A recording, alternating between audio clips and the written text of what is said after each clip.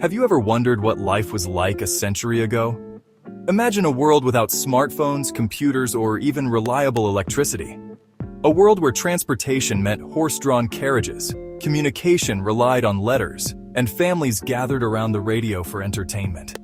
The world has changed dramatically over the past 100 years, and today we're taking a fascinating journey back in time to explore the top 10 ways people lived 100 years ago. From everyday routines to major lifestyle differences, you might be surprised at just how different life was back then. So sit back, relax, and let's count down from number 10 to number 1. Before we start, don't forget to like, subscribe, and hit the notification bell so you never miss our next videos. Your support keeps us motivated to create more content. 100 years ago, cars were a luxury, and most people still relied on horses, carriages, or early models of automobiles. Trains were the primary means of long-distance travel, often bustling with people and goods. In cities, trams and trolleys were common, while rural areas saw more horse-drawn carriages. Air travel was in its infancy, and only the wealthy could afford it. People planned trips meticulously, as journeys took significantly longer. Roads were often unpaved, muddy, or rough, making travel slower and more uncomfortable. Maintenance of vehicles was challenging due to the lack of paved roads and reliable parts. Communication was much slower than today. The telephone was around, but its use was limited, primarily in urban areas, where switchboard operators manually connected calls. Letters were the most common way to stay in touch, taking days or even weeks to arrive depending on distance and postal efficiency. Telegrams were the go-to for urgent messages, delivered by uniformed messengers who often covered long distances on foot or by bicycle. Radio, still a novelty, brought families together to hear news, music, and serialized dramas, marking a new era in communal entertainment and information sharing. Homes were simple and practical, often without the modern conveniences we take for granted. Most households did not have electricity or indoor plumbing.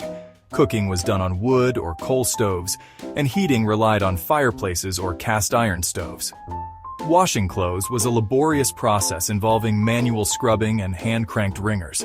Lighting was provided by kerosene lamps or gas lights. And refrigeration was limited to iceboxes, where blocks of ice were delivered by local icemen. Domestic chores were time-consuming and physically demanding, often involving the entire family. Most people worked in agriculture, manufacturing, or small family businesses. Workdays were long, often from sunrise to sunset, especially on farms. Factories were noisy and dangerous, with minimal safety regulations and frequent accidents. Child labor was common, as many families relied on every member's income. Women often worked as domestic helpers or in textile mills, where conditions were harsh and wages were low. Men took on labor-intensive jobs in construction, mining, and factory work, with little job security or workers' rights. Unions were emerging but faced resistance from employers. People dressed much more formally than today, even for daily activities. Men typically wore suits, waistcoats, and hats, while women donned long skirts, blouses, and corsets. Clothing was often handmade or tailored, as ready-to-wear fashion was not widely available. Fabrics were heavier and more durable, meant to withstand hard work and infrequent washing. Social norms dictated modesty, and fashion trends evolved more slowly, influenced by social class and occupation. Seasonal clothing was essential, as central heating was rare, making layered outfits a practical necessity. Food was mostly locally sourced or homegrown, as supermarkets did not exist. Meals were hearty and simple, featuring bread, meats, potatoes, and seasonal vegetables.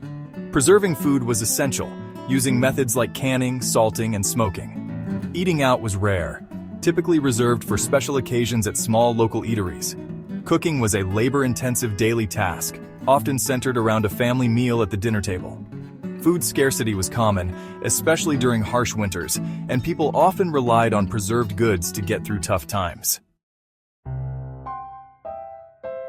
Social life centered around family, community, and religious gatherings. Local fairs, dances, and town meetings were opportunities to connect. Music was often homemade, with pianos and violins in homes. Singing around the piano or playing folk songs with simple instruments was a common family activity. Community events were eagerly anticipated, often featuring folk dances, storytelling, and local musicians. The radio began to change entertainment, bringing music, news, and stories to households, creating shared experiences even when people were physically apart. The introduction of silent films in cinemas also marked a new way for families to spend leisure time together. Education varied greatly depending on location and social status. Rural areas often had one-room schoolhouses, where a single teacher instructed multiple age groups. These schools focused on reading, writing, arithmetic, and moral education. In urban areas, schools were larger and more formal, though not always accessible to the working class. Attendance was often sporadic, especially in farming communities where children were needed at home during planting and harvest seasons. Higher education was a privilege for the wealthy, focusing on classical studies, law, or medicine. Vocational training was common for those pursuing trades, while literacy rates varied significantly between urban and rural populations. Medical care was rudimentary and often based on trial and error. Hospitals were scarce, especially in rural areas, and those that existed had basic facilities.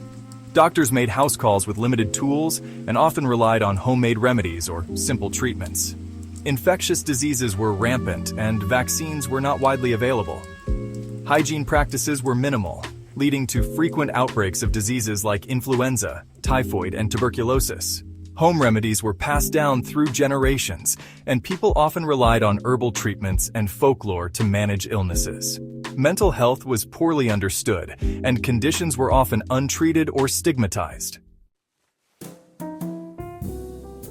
Life 100 years ago was physically demanding and often unforgiving. Families faced challenges like food scarcity, lack of modern sanitation, and harsh working conditions. Rural households had to fetch water from wells or rivers, chop wood for fuel, and manage crops to survive. In cities, overcrowding and poor sanitation made daily life difficult, with diseases spreading rapidly. Social norms were rigid, and traditional gender roles dictated much of daily life. Despite these struggles, strong community ties and family bonds provided emotional support and practical help, creating a sense of resilience and solidarity. And there you have it. Life 100 years ago was vastly different, marked by simpler, slower, and more communal living. It's incredible to think about how much has changed in just a century. From the way we communicate to how we travel, work, and even spend our leisure time, the differences are both fascinating and humbling. As we reflect on the past, it's essential to appreciate the progress humanity has made while also valuing the lessons from a simpler, community-centered way of life.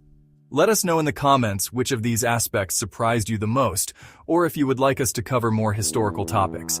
Before you go, make sure to like, subscribe, and hit the bell icon for more videos like this. Your engagement really helps us stay motivated to create more amazing content. Plus, your support means the world to us and helps us keep sharing stories from history that inspire and educate.